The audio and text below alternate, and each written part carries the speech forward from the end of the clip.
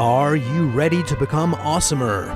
Hello everyone, this is Umar Hamid, your host, and welcome to the No Limit Selling Podcast, where industry leaders share their tips, strategies, and advice on how to make you better, stronger, faster. Get ready for another episode.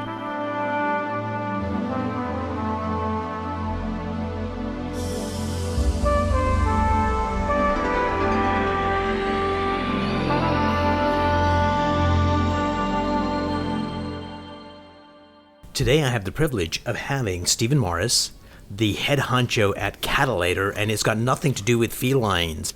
Stephen, welcome to the program. Thank you. It's great to be here. It's nice to meet you and to be able to talk about interesting things, being creative.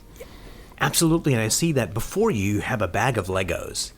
And the reason I love that is everybody has a connection to Lego, and it takes you back to that childhood space where you could build anything you wanted.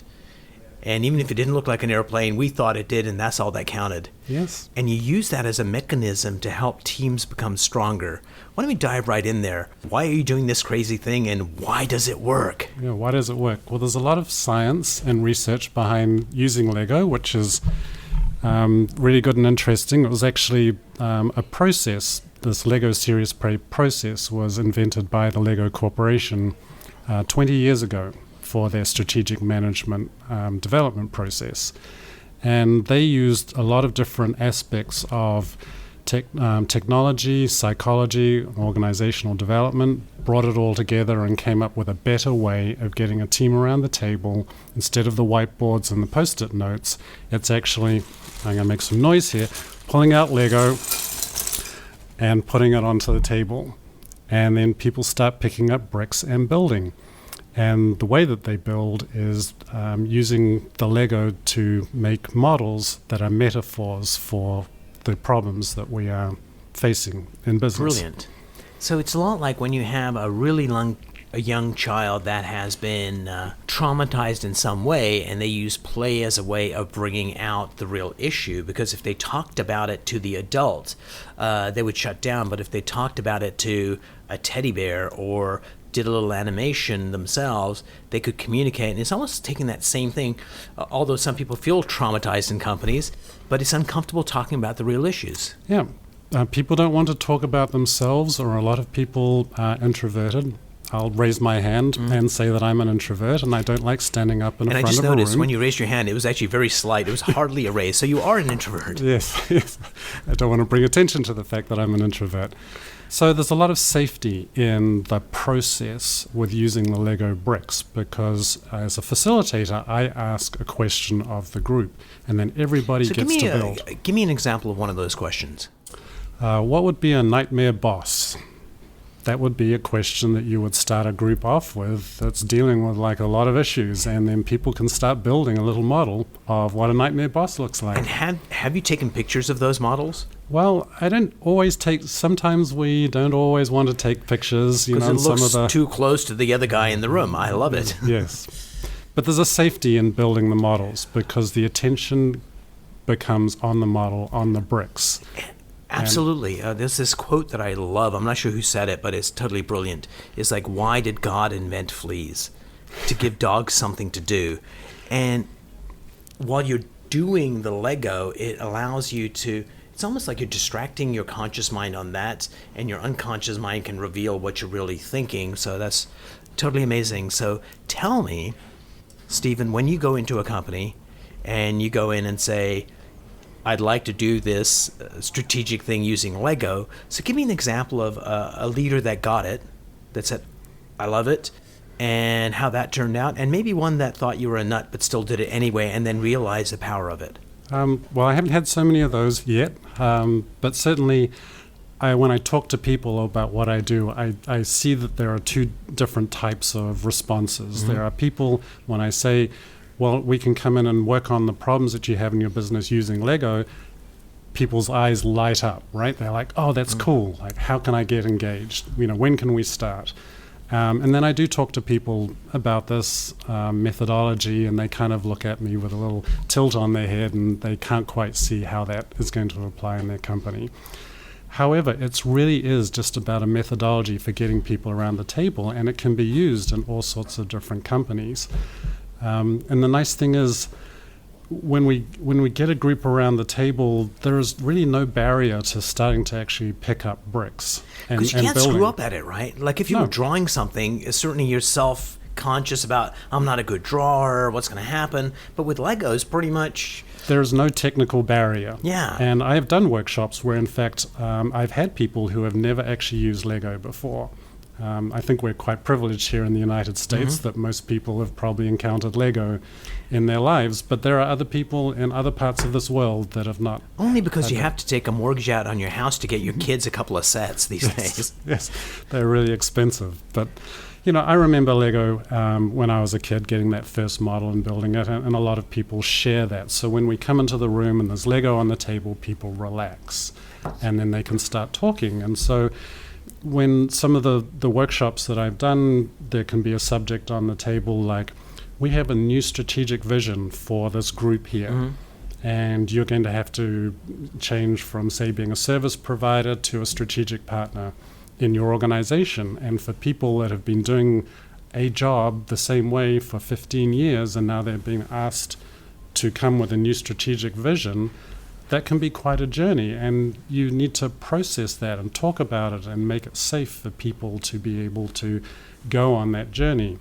And so, for example, to go through a workshop, I did a workshop recently like that, and we worked through who the team was, who the individuals were. They talked about themselves. They talked about what was important to themselves. They talked about what they wanted to do. And then at 3 o'clock in the afternoon, finally, they got it. Like somebody had come up with a model and talked about this concept of who they were as a team. Yes. And everybody was suddenly like, yes, that's it. That's what we us. want. Is And that so- us, or is that what we could be?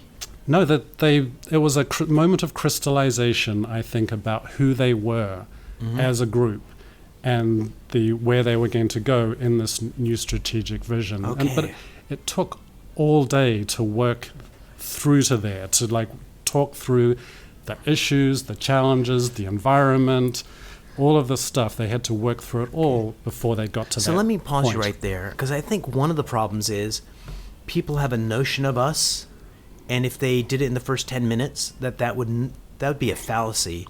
Whatever strategic direction they were going in probably is not going to work. So it takes time to let it reveal the authenticness of it.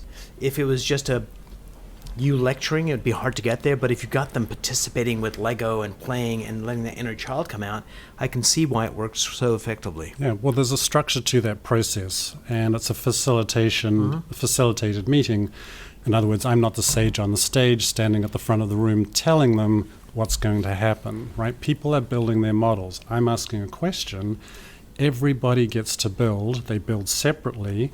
So it levels the playing field because you are stopping the usual sort of loud voices that dominate a meeting. Even the quietest, most reserved people still have their role. They get to build their model and they get to share their thoughts. And now you start getting the group around the table listening too. And I think that brings everybody along because 12 people around the table, you have 12 opinions about what's going on. Everybody gets to talk. Everybody gets their opinions on the table. Everybody feels like they've been heard. And I think that's such a rare thing these days. You can have a family, mom, dad, let's say 3 kids. Let's say dad is abusive, not physically, but yelling, screaming, maybe not so happy when he's drunk, starts picking on his wife. It could be very likely that the youngest child ends up being the savior that'll get in the way and be the person that will protect the mom. So we each take on these roles in family units and family dynamics. Similar things happen in organizations where some people are the bold ones, other people are like saying all the right things, but they're not doing anything to actually make it happen. How do you transcend that fundamental makeup of the team? Certainly they go on a journey, but once they've got that vision, how do you keep them on track and not let the fundamental DNA of that team dynamic get in the way of sabotaging what they're thinking about? Well, I think it needs follow through and it needs regular engagements and coming back to the points of what we're working on. So one of the things that I've seen in workshops is we can kind of do a one-day workshop and get to that point of crystallization, but they need to come back and check in with that vision of where they were. Now, one of the nice things is after these workshops, people go home with a little model of what they've built. So there is actually a physical, tangible reminder of where they were in that workshop. And then I also will do documentation of these larger models, because when we're working through with a large group, a bigger problem, we might end up with 30 or 40 models laid out on a huge conference room table, and those models are telling a story. Unfortunately, we can't just pick that whole table up and take it back to the office as a reminder. But we do document the models at that stage, and I know that I can go back and look at a workshop from a year ago and remember what those models stood for, because they're three-dimensional, they're tangible, and there's so much encapsulated in a model. In each little brick, when somebody builds a model, like each little brick tells a story. Like, why did you put that brick there? What does that represent? And people will talk about the fact that, this gold brick here that I put on the top of the model represents integrity, because that's the most important thing for me. And now everybody knows that that's the meaning of that brick. How do you balance that out? Because you could have 3 people in a team. Let's say a team of 8 people. Person A, the number one most important thing is recognition for them, that drives them as human beings. You've got somebody else that's all about integrity, and you've got somebody else that is all about compensation. So how do you blend all those different needs with keeping the team together? So I understand the process. So tell me about the follow-up meetings and how you keep everybody aligned. So I think it's there needs to be this sort of sense about where that team is going and how those different people are going to form together. Like, what are those strengths, and how are those strengths going to marry together for the team as they go forward? And that is a longer process of coming back and re-engaging the team, looking at these issues of, we talk about psychological safety, right? Which is this idea that people can come into a team and raise their hand and say, I don't know what's going on here. Can somebody please explain to me? I missed the last meeting, and feel like they're not going to get ridiculed or blamed or shamed for not knowing what's going on. And that's sort of like one of those very sort of fundamental things that particularly Google's been doing a lot of research on that particular issue. So is that there? Are we coming back and seeing that, or are we seeing that there are those usual behaviors that are coming back? So when those usual behaviors come in, because they will, because that's just the way the reality of the situation is, give me an example of how you handled one of those situations where it was like, okay, what we need to do is do X, Y, Z to get the team back together again, or get this person who's starting to become an issue on this journey. Like, how do you corral them in? How do you re-engage them?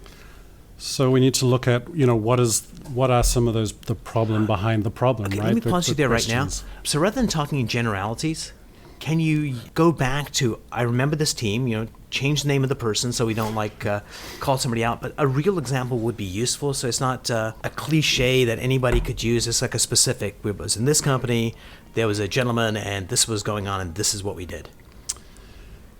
So in one of the workshops I remember doing, there was, one person who came in and, just the body language. They sat back in their chair, they had their arms crossed, and you could tell that they were not going to be in, with this group, right? There was some resistance there.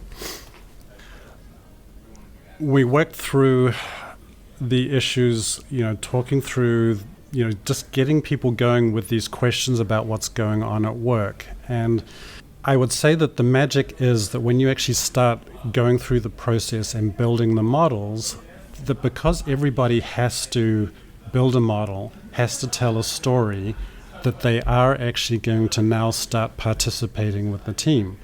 What was interesting was that individual had negative stories at the beginning. But through the process of the workshop, what actually turned around was they probably cared more than anybody about what was going on. It's just through whatever, frustration, cynicism. The only reason somebody gets angry is because they get the feelings hurt. So that level of negativity often underlies what you just said, that they really care. Yeah, and because people haven't talked to them in the past or haven't taken care of their opinions or listened to them, so they haven't felt that they've been heard, then they tend to shrink up, or they're not going to contribute to the Makes team. sense. But the process of the workshop really forces them to come out of that shell. Even if they've got something negative to say, they're still going to say it in a model. And then I think going around the team, it builds the respect. And the understanding. Yeah, and now everybody's like, okay, well, there's, Joe's got his opinion there, and, we can take that on board. And I think in this particular instance that I was thinking about, like what really transpired, even though he might have been saying what came across as negative things, like people realized that underneath that there was a deep caring. And then I think once that came out, like once everybody got that, then there was that resistance went away, like that, his whole body language started changing, and the reactions of the people to him. We're all a system. Back. Change one element and you change the system. Yeah, and we react, I guess, in terms of the environment that we're in. So before we part company, you've worked with a lot of teams. What would be 3 pieces of advice you could give teams that would allow them to operate at a higher level? So building trust is one of those fundamental things with getting a team going. And as I was talking about with psychological safety, trust and psychological safety certainly are going together there. And so being able to have that conversation, I think, around the table to get to a place where people see each other, where people can talk, and when people get heard, I think is, it's a very fundamental part of building a team. So making sure the trust is there and ongoing processes to make sure that's happening and getting stronger. Yeah. Number 2? Structure and clarity, I think. So people want to know, like, what are we here for? What is the team? Which direction are we heading in? Yeah, the number of companies where roles and responsibilities, people don't have any idea what people are doing. Yeah, so we want to get them around the table and have that discussion. Nice. And I think if we can get that structure and clarity, then people know when they show up to work what's expected of them. And then I think number 3 is dependability. And so I've seen that throughout my career. When I started my career, I was designing sailboats, actually, for America's Cup and the Volvo race. And I would see teams who would be successful and would win the race, and then there would be other teams, despite all of the resources, who wouldn't get there and wouldn't achieve that. And that was kind of curious to me, like, why was that? And you'd go on board the boats with these teams that had gelled together, clicked together. They didn't even need to talk hardly in terms of operating the boat. They just knew. And it's that dependability, it's that structure and that trust. Absolutely. And that's, you could see those teams and you could feel it when you were on board the boat with them. And I see that in companies now. It's a hard world out there. Constantly I'm talking with clients. The stories tend to be similar. We have change. Change is happening. And who would have thought? Who'd have thought, right? We're getting reorged.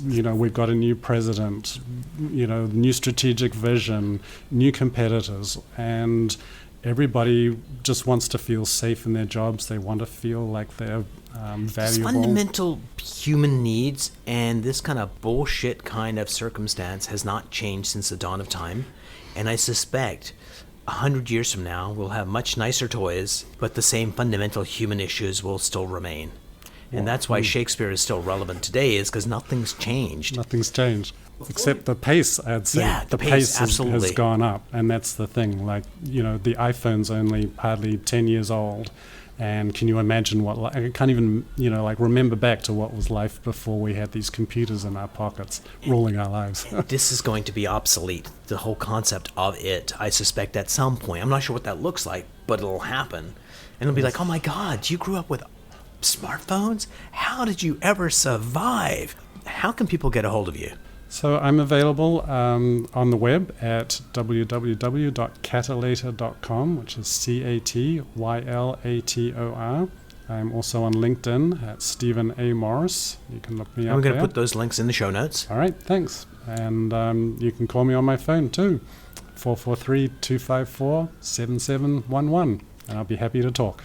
Stephen, thanks for sitting down with me. Thank you so much, Umar. It's been wonderful talking.